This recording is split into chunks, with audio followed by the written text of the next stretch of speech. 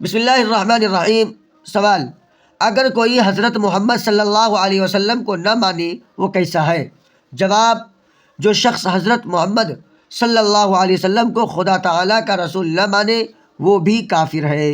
سوال: حضرت محمد صلی اللہ علیہ وسلم کو ماننے کا کیا مطلب ہے؟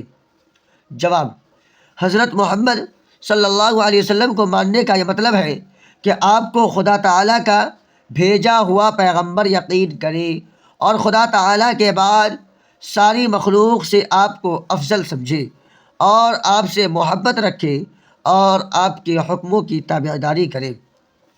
سوال: یہ کیسے معلوم ہوا کہ حضرت محمد صلی اللہ علیہ وسلم خدا تعالیٰ کے پیغمبر ہیں؟ جواب: انہوں نے ایسے اچھے کام کیے اور ایسی ایسی باتیں دکھائی اور بتائی جو پیغمبروں کے سوا اور کوئی شخص نہیں دکھا اور بتا سکتا۔ سوال: یہ کیسے معلوم ہوا کہ قرآن شریف خدا تعالیٰ کی کتاب ہے؟ جواب: حضرت محمد مصطفیٰ صلی اللہ علیہ وسلم نے فرمایا کہ قرآن مجید خدا تعالیٰ کی کتاب ہے، خدا تعالیٰ نے میرے اوپر نازل کی ہے یعنی اتاری ہے۔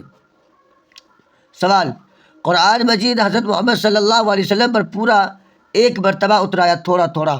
جواب: تھوڑا تھوڑا نازل ہوا، کبھی ایک آیت، کبھی دو چار آیتیں، کبھی ایک سورہ، جیسی ضرورت ہوتی گئی اترتا گیا۔ سوال: کتنے دنوں میں پورا قرآن مجید نازل ہوا؟ جواب: 23 سال میں۔ سوال: قرآن مجید کس طرح نازل ہوتا تھا؟ جواب: حضرت جبرائیل علیہ السلام آ کر آپ کو آیت یا سورت سنا دیتے، آپ اسے سن کر یاد کر لیتے تھے اور کسی لکھنے والے کو بلا کر لکھوا دیتے تھے۔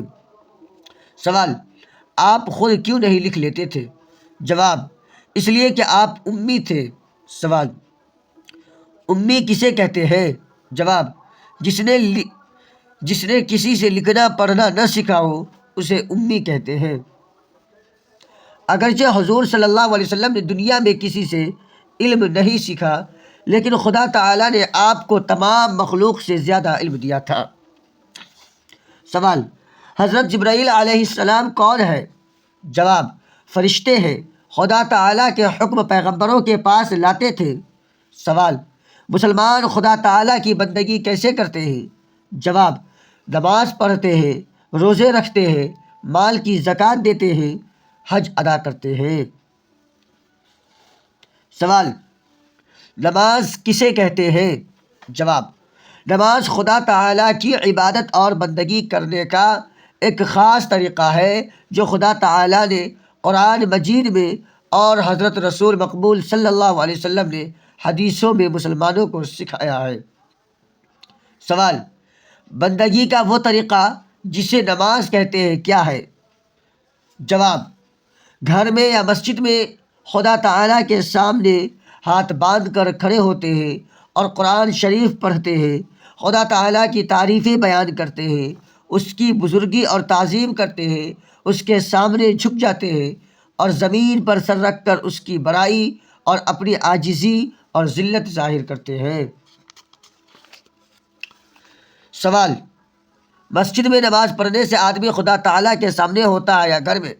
جواب: خدا تعالیٰ ہر جگہ سامنے ہوتا ہے، چاہے مسجد میں نماز پڑھو چاہے گھر میں، لیکن مسجد میں نماز پڑھنے کا ثواب بہت زیادہ ہوتا ہے۔